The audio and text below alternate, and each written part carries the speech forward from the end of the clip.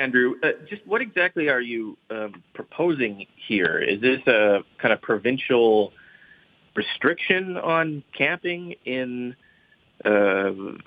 parks, or is it legislation, or what is it that would differentiate yourself exactly from the NDP on restricting these tent cities?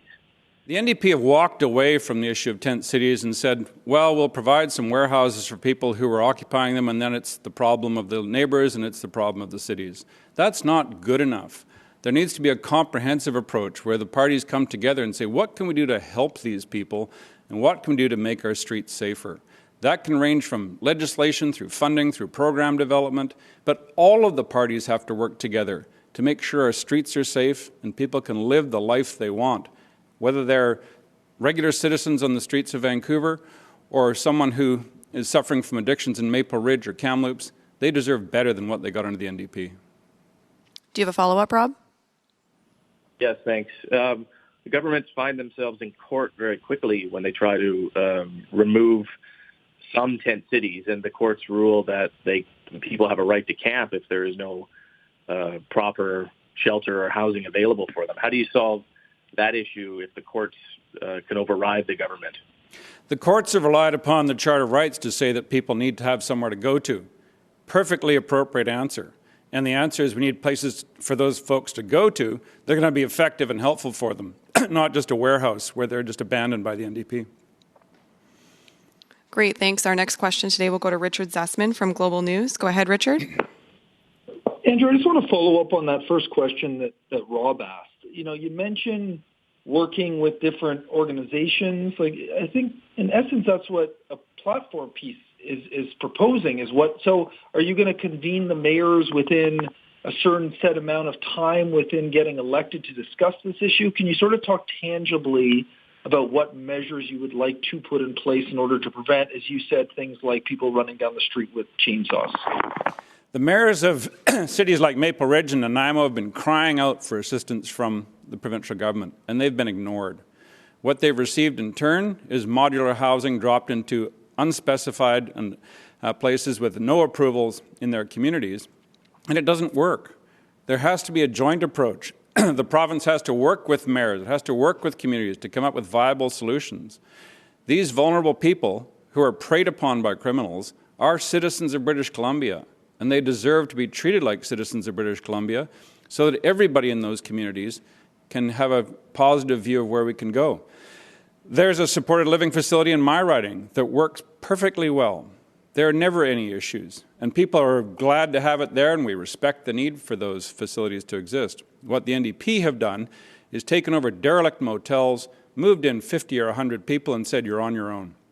It doesn't work, and we want to work with the mayors to make this a better place for everybody, including those who are vulnerable with mental illnesses, addiction, brain injuries, a whole range of causes that need to be addressed.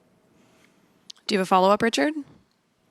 I do. There's an open letter from some constituents in Chilliwack today, including some who have told me they are previous Liberal voters, asking you to remove Laurie Thronis as your candidate there, saying there's no room for homophobia or transphobia on the BC Liberal team. What is your response? Have you seen the letter? And what is your response to continued concerns about Laurie Thronis being homophobic and transphobic? We have to be perfectly clear. My family includes gay people and lesbian people. I love them. I treat them with the respect they deserve. They're human beings just like all the rest of us. And so when I hear the concerns about discrimination, I make it crystal clear. In our British Columbia Liberal Party and in this province as a whole, there is no room for discrimination based on age or gender, sexual orientation, religion, income, race, place of origin. It is not right, and it is not acceptable, and that's where this party stands, and that's where all of our candidates stand. Great, thanks. We'll go to the next question from Adrian Blanc from CBC Radio Canada. Go ahead. Oh, hello. I'm not sure I've seen a comprehensive platform from the BC Liberals yet. Do you have any plan to release this kind of platform? Yes, we'll be putting out a platform in the near future. This is a longer campaign than usual, and we've been putting the fine touches on this platform and expect to have it out in the next week or so. Do you have a follow-up question? Yes, what prevents you from releasing it earlier? Because being in a minority government, we've known that there could have been an election at any time. Well, when John Horgan calls an unnecessary election out of the clear blue sky, 3 days after releasing a very long delayed economic plan that amounts to very little, we have to scramble to find 87 candidates and to get ourselves arranged for an election that he knew was coming, that he plotted for his own self-interest. And what we've seen from Mr. Horgan in the last week is a very dishonest approach to what the issues are and what the real concerns are in this election. We're concerned about the future of British Columbians as we make our way through this pandemic, and we contemplate, are people going to have jobs by Christmas? Will the restaurants still be open in the spring? Will the tourism operator have customers next summer? These are the critical issues we have to address, and we'll be doing that in our platform document. But I think the question goes back to John Horgan. With a stable government for the next year, why on earth would you call an election right now except to suit your own personal agenda? Great, thank you. Next question will go to Lisa Eusda from News 1130. Go ahead, Lisa. Good morning. Just back to talking about Laurie Throness. You say that the party won't accept any homophobia or discrimination, but what Laurie Throness stands for, the publications that he continues to publish in, there was an issue, long before the pandemic, those still stand. There was arguably an option to let him run again or not, and he's there as part of your party. These issues were dealt with very clearly earlier in the summer, and I've made it crystal clear, along with all of our candidates, that the BC Liberal Party does not tolerate any forms of discrimination in British Columbia, nor do the people of British Columbia. This is a society built on equality, where everybody is entitled to respect and fairness. And that applies no matter where you came from, what your age, gender, religion, or any other factor. And sexual orientation is not an issue that our party tolerates any discrimination on, period. Do you have a follow-up, Lisa? And so your answer to the groups that want him removed in Chilliwack is that it's been dealt with? Like, presumably his opinion hasn't changed from him publishing, so he's just being quiet about it now? All of our candidates agree with the position that I have taken and the BC Liberal Party stands for, along with the legislation and the government of British Columbia, that there is no room for discrimination here in British Columbia based on age, gender, sexual orientation, race, income, place of origin. There is no tolerance for discrimination in our party, amongst our candidates, or in British Columbia more generally. Great, thanks. We have time for a few more questions. Next, we'll go to Rob Buffum from CTV News, Vancouver Island. Go ahead, Rob. Oh, hi, good morning. I'm hoping that you can clarify for me or expand on today's announcement as it relates to tent cities, specifically in the context of Victoria, where the council has voted a couple times over the past several months to allow people to camp 24/7 in certain parks. If your party was elected, and I should add the Victoria Council has said they'll allow that to remain the case as long as a state of emergency is declared. We've heard the state of emergency or this pandemic may last over a year. If your party is elected, would you somehow legislate something to prevent 24/7 camping in Victoria City parks? There's an urgent need for the provincial government to sit down with the willing mayors, including mayors from places like Nanaimo and Maple Ridge, to bring in the other mayors and say, we have a societal issue, folks. We have a very vulnerable population that may have just run out of money, or they may have a brain injury, they may have untreated mental illness. We need to work on this together, because simply allowing these tent cities to build up and to be infiltrated by criminals is not an answer. It's a complete abrogation of responsibility. It's time for the provincial government to take on this responsibility, bring people together, and address the problem, because we cannot let this proliferate. We cannot have camps that look like they did in the 1930s that stretch out to the horizon with people who are destitute saying that that's the only thing that can be done for them. We need to address this problem right away before the pandemic makes it worse. Do you have a follow-up, Rob?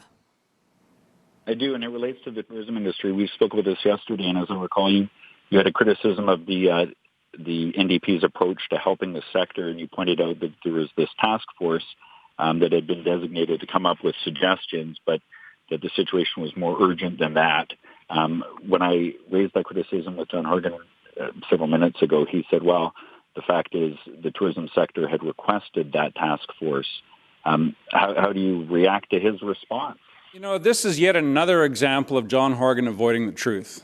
Let's be crystal clear. The Tourism Industry Association of British Columbia came forward with a request to the Premier's Recovery Task Force for $680 million to tide them through this very difficult year and through next winter to the period next summer when they can hope to prosper again. John Horgan ignored that request. John Horgan's economic plan, a quarter of it goes to other levels of government. 20% of it goes to necessary health care, like hiring contact tracers who will have a job for about a year. What the tourism sector got was a consultation process that won't even begin until this election is over. It takes time to put together consultations. In the meantime, we're going to see tourism operators going bankrupt by Christmas. There's cold comfort in the words of John Horgan if you're a tourism operator. And when he talks about process, other people are talking about bankruptcy. Great, thanks. We have time for one more question. So last question today will go to Tanya Fletcher from CBC. Go ahead, Tanya. Andrew, yesterday the BC Urban Mayors Caucus put out kind of a letter highlighting 4 areas that they want all of the party leaders to focus on during this campaign. They were short on specifics, and when I asked them about that, I said, how can you expect specific answers if you don't ask for specific requests? They said they're waiting for you guys to put forward specific proposals. So on the issue of community safety, they say that mental health and addictions is something they want you guys to focus on. And now you're saying, yes, we'll focus on it, but it's this hot potato going back and forth between levels of government. So when can people expect something concrete? This is absolutely important, Tanya, and I'm glad you asked the question. Health is a provincial responsibility, period. When you have people languishing on the streets, living in tents, being warehoused in hotels with untreated schizophrenia, that is wrong. That is something where the province has the fundamental role to work with the cities and with the people of British Columbia. And I'll tell you, I've spoken the other day with one of our candidates whose son has chronic mental illness, has overdosed a number of times, wants to get off drugs, and she says that he just cannot find the ways and means to get off the drugs and treat his underlying mental illness. We've got to do what we can in this society to help people to deal with brain injuries, mental illness, and drug addiction. And simply putting them in a box, like the NDP have suggested, as Melanie Mark, their cabinet minister, has suggested, does not work. And yet that's the only thing the NDP have offered. We can do better, and we must do better. Do you have a follow-up, Tanya? Yes, please. Thank you. On that note, I spoke with the Cowichan Valley Housing Association when we were talking about tent cities around the province, and they actually have been proactively building tent cities in places like Duncan and Ladysmith because when the pandemic hit, they found an old parking lot, they fenced it off, it's highly regulated, they provide security and staff and food and toilets, and they've actually touted it as very successful. And barring any long-term actual structures or modular housing or those things to be built, they actually are hoping that the provincial parties will come on board with this and help. So do you see tent cities as only a negative thing in this context? We have to commend the volunteers who come forward, the community people who say we got to provide some kind of roof over people's heads. But a tent is not a home in November. A tent is not a home when it's -10 and snowing in January. A tent is not a home when someone comes by at 2 o'clock in the morning with a knife and rips it open. So we commend the people for providing help and support, but these are transient, temporary solutions to a problem that needs to be addressed squarely. And let's be clear, a tent does not treat schizophrenia. A tent does not treat addiction.